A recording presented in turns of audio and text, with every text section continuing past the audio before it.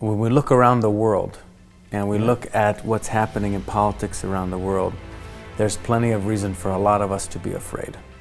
And we should not take anything for granted, because what we have learned in recent years is that anything is possible. Anything can happen, both bad and some good can happen for sure.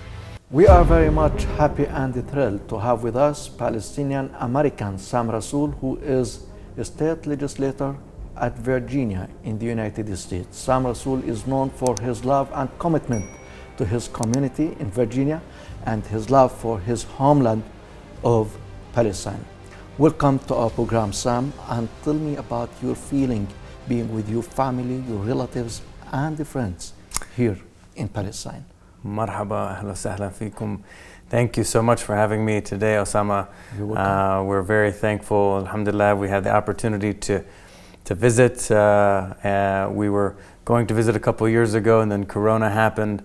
It's been a while since we were here, but fortunately, I was able to come here with my wife and my 3 children, Jannah, Miro, Isa, and they can see some of their heritage.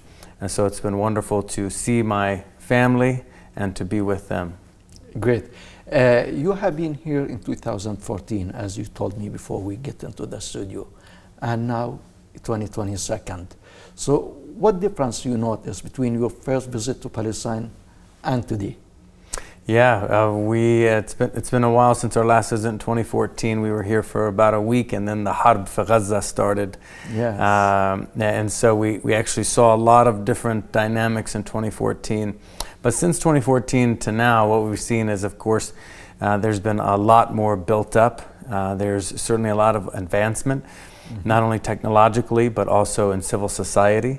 And what we've also found is that there are a lot of people who are thriving in different businesses and business sectors here. So a lot has changed. Yes. A few prices have gone up as well. Yeah. But it's been great to see some of the advancement. And of course, we've come here to enjoy the food and learn some language as well. Yeah. Sam, many Palestinians living abroad for decades, okay? But their passion and their love for Palestine never fades away. And they keep coming back and forth, and some of them come back and do their businesses here. So what is the secret behind that? Yeah, I think, from your own perspective, of course. Yeah, I think one thing is to not let any of the circumstances get in your way to visit your homeland. You know, Marati Layali عندها هوية. So she's American passport, but has a هوية here in Palestine. And so we have to come from Amman and go through the checkpoints, and in the Jisr it's tough, and sometimes you have some issues. But obstacles like that sometimes prevent people from wanting to come. It certainly makes things more expensive. But we have to say there's a duty for us to keep culture, language, heritage alive, and to do that especially now for our 3 young children. Yes. And when you are moving around in Ramallah and Al-Biri, and maybe you're visiting other Palestinian cities, of course, okay, tell me what makes you happy and what makes you not? Yeah, what makes us happy, I was able to take my son and go to Al-Aqsa and pray there. We were able to, of course, enjoy the wonderful food. We're teaching them some of the language. We're seeing some of the civil society that's being built out. We went to the Dead Sea this week. So those were all great experiences. The other side is it feels like you're kind of constantly maybe on edge. You're not sure exactly what might happen from moment to moment. There's always a lot of uneasiness. That's just a reminder for us. This is what I think that the Palestinians living here have to feel like and go through on a regular basis. So what we, of course, would love to have is peace throughout these lands, where everyone can feel as though that their home is safe, that they're safe, and that they can live with their family. Yeah. So you know that Palestinian people were under the Israeli occupation for decades, for more than 74 years now, and you must have seen the Israeli apartheid wall, the Israeli checkpoints that you mentioned. There are many obstacles to the everyday life of the Palestinians. So coming from the United States, where almost everything is available there, what image you form, what image you shape about the situation here, and what you're going to tell your friends back in the States? You know, I think that the difference these days than when I started visiting, 15, 20 years ago, is so much is available on social media. People see so many things, and it's right there. I think one of the first times is the war in Gaza in 2014. People kind of got to see the disproportionate use of force, and people realize that this is not the way we should live in a grand democracy. What we have seen in America and in here, it's been great to have some of our Jewish brothers and sisters really stand with people to fight for justice in all of its forms. And this is the kind of coalition building where you find people from all walks of life who just believe in a better society, and that's something we can invest in together, inshallah. Wherever the Palestinians go, they show their innovation and the creativity and their contribution to the community that they live in. And you are one of those Palestinians. You ran for the elections in Virginia, Lieutenant Governor. If you tell us about this experience, and I know that you got the second grade. Yeah, in 2014, I was the first Muslim ever elected in Virginia history to anything. And where I'm elected is, we would say here fil Qura. It's not where a lot of Muslimin or Arab are. And alhamdulillah, the people there are so beautiful, so wonderful. They gave me an opportunity to serve. And I've been serving in the parliament there, what we call the General Assembly, ever since. Last year I ran statewide for Lieutenant Governor in Virginia, and it was a 7-way race. I came in second. We learned a lot. We built up a lot of goodwill.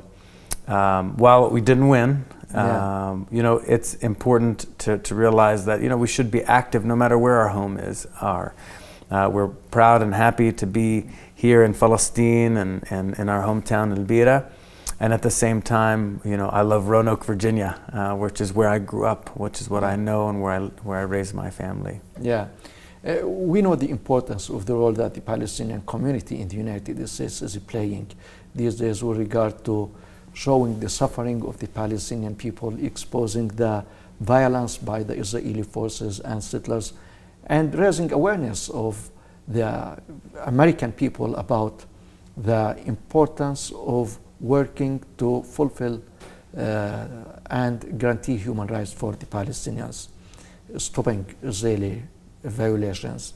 So, from your own perspective, Sam, this activism and this spirit that the Palestinian American community does have, where does it come from? There's a song that says Demi Falastini, it's Kawiya, it's very strong. But what's been beautiful about it, what I have seen with Palestinian Americans and Palestinians that are living abroad, is that they stand up and fight for justice in all of its forms against all oppression. And whether it's been fighting for equal rights in America or for Black Lives Matter, trying to stand up and say that what is unjust anywhere is unjust against all of us. This is something that we should be proud of. And that's why I think that coalition, arm in arm, regardless of your background, Jewish, Muslim, Christian, Arab, non-Arab, being able to come together and say, we know what's right and what's wrong, and we're going to stand up for what's right together. And do you think that these activities are gaining currency these days? Do you think that they affect the American society? And if we talk about the political level, do these activities affect them, or is still not mature enough to talk about that? Politics is complicated for sure, and there are many moving parts. However, I will say this. In 2014, when you had that war in Gaza, and people began to kind of see what was playing out there, the difference between that war and then the 2021 war in Gaza, it was mainstream to be able to stand up and say we should have peace, and this is not right. So clearly there's making some progress, and I think that that progress is because we're able to stand hand in hand with people from all walks of life, and no matter what the struggle may be, and making some progress there. So this is what the future looks like. It's not saying, what are you going to do for me as a Palestinian American or as a Palestinian or as Arabs. It is, what should we be doing for what is right and moving forward. Yeah. And my final question to you, Mr. Sam, I hope that you're going to have the opportunity to have a tour in all of Palestine, and you see how the Palestinian cities and the Palestinian villages are ringed by Israeli settlements. And Israeli settlements really threaten the very soul of the existence of the Palestinian people, okay? And you see how the Palestinians live their life today. Are you afraid of what the future holds for the Palestinians here in occupied Palestine? I think when we look around the world and we look at what's happening in politics around the world, there's plenty of reason for a lot of us to be afraid.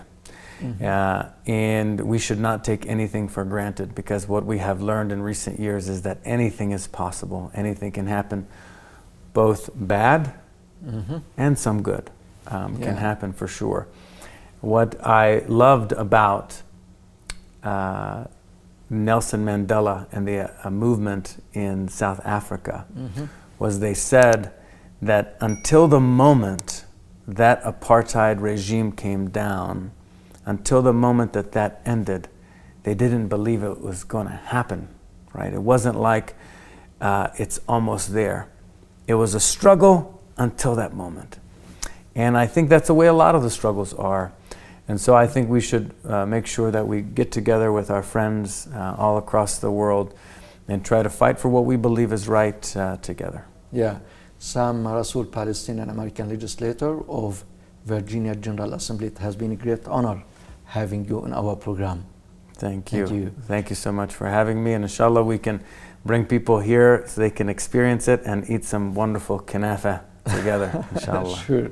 And ladies and gentlemen, thank you very much for watching, and from me, Osama Nazal. Have a nice time.